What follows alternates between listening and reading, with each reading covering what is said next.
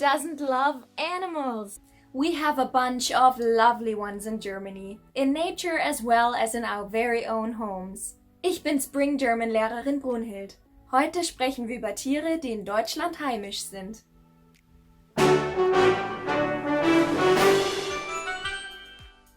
Erstens, Haustiere. For many of us, this is the category we get in touch with most. They live in our house, therefore they're called Haustiere, house animals. Many of us have eine Katze, einen Hund, ein Kaninchen, einen Wellensittich. Hast du ein Haustier? Was ist dein Lieblingstier? At the end of this video, I'm gonna reveal mein Lieblingstier and I guarantee you, du wirst dich verlieben. Chunk alert! Du wirst dich verlieben is a phrase you can use when you're certain that someone will like what you're about to show them. You can use it in any context. For more phrases and chunks that Germans love to use frequently, check out the link in the description. You'll find our free essential German chunking kit, which you can download for free. Schatz, ich habe nachgedacht. Wie wäre es, wenn wir uns einen süßen Hund anschaffen? Ach Schatzi, du weißt, dass ich allergisch gegen Pelztiere bin. Oh, wie wäre es mit einer Nacktkatze? Die hat kein Fell. Das ist doch so viel Arbeit. Du musst das Tier füttern und es sauber machen. Naja, eine Katze frisst und putzt sich eigentlich selbst. Ach, lass uns doch lieber ein Privatjet kaufen. Das frisst wesentlich mehr als ein Haustier, meine Liebe. Ich glaube, mich tritt ein Pferd. Also ich wäre dafür.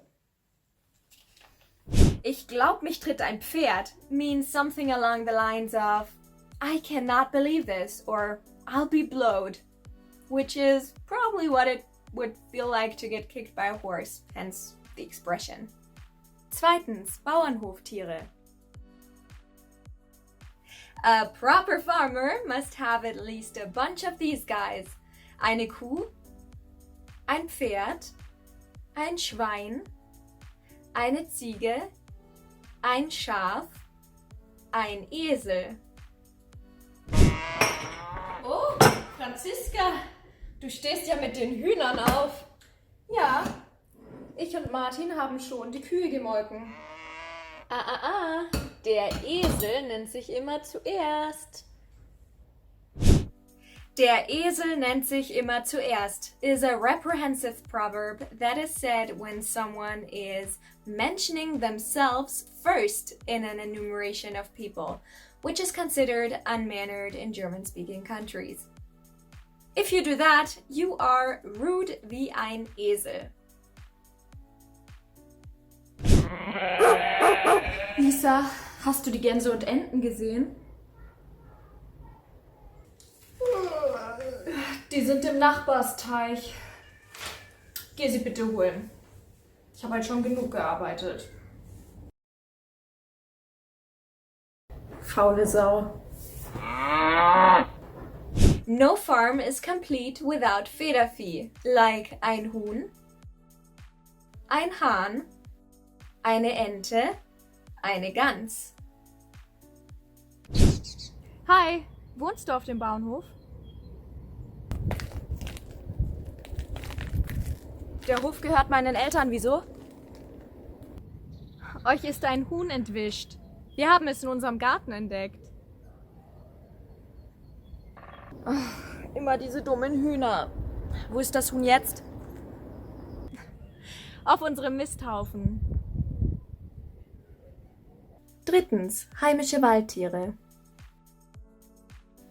In a German forest, we may find ein Reh, einen Hirsch, ein Wildschwein, einen Fuchs. I dare say that apart from the occasional Wildschwein that becomes wild, none of these animals really portray a threat to humans. It was different when the forests were still full of Wölfe, Bären, and Luchse. But nowadays Germany has no Bären and only a few Wölfe and Luchse. When someone has really good hearing, we say that they have Ohren wie ein Luchs. Na, mein Schmusebär? Bitte lass das. Ich bin nicht verschmust. Ach komm schon. Immer musst du den einsamen Wolf spielen. 4. Vögel. Shh, if you pay attention, you can find many species of Vögel in your garden, but also in the forest and even in the cities. When looking into your garden, chances are you will see das Rotkehlchen or die Amsel, and in the forest you might discover die Eule. But only if you're really quiet, of course. If you're even quieter, you might even see den Adler. In der Stadt, however, you're most likely to see die Taube or die Krähe. The latter especially enjoy digging in Mülleimern. All of these are Vögel we see when looking above. But what do we find looking into the water? 5. Wasserliebende Tiere. Here we obviously find Fische, but also amphibians such as Kröten, Frösche, Salamander. Snakes can swim too, so don't get scared if you meet eine Schlange during your Baden im See. 6. Reptilien. We have everything from cute Eidechsen and Schildkröten to Schlangen, of which we have 2 kinds which are poisonous, die Kreuzotter und die Aspisviper. But they are not very numerous because they are actually threatened by extinction, which is not really good news, is it? 7. Weichtiere. Weichtiere literally means soft animals, which makes sense if you consider the consistency of Muscheln, Schnecken, and Tintenfische. I regret to tell you though that Tintenfische is not a native German animal and only appears as a dish. 8. Exotische Tiere. In the savannah, we find animals such as eine Giraffe, ein Zebra, ein Elefant. And of course, we should mention the relatives of our Hauskatze, der Löwe, der Tiger, der Jaguar, der Panther. Did you know that der Panther is just ein schwarzer Jaguar? 9. Quiz. Now let's see if you can guess my favorite animal. I give you 3 hints. Erstens, it lives in the rainforest of Madagascar. Zweitens, it belongs to the species of Affen. Drittens, it has a langer, gestreifter Schwanz. Ladies and gentlemen, I present to you the cutest animal of all time, der Lemur. Now for the real quiz to make sure you really paid attention. Was für ein Tier ist das?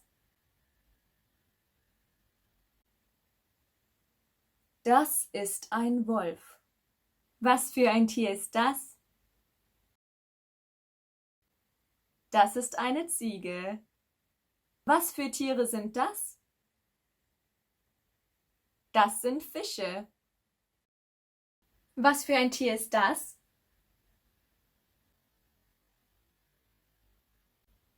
Das ist eine Eule. Was für Tiere sind das? Das sind Kätzchen. Was für ein Tier ist das? Das ist eine Katze. Was für ein Tier ist das? Das ist eine Schnecke. Was für ein Tier ist das?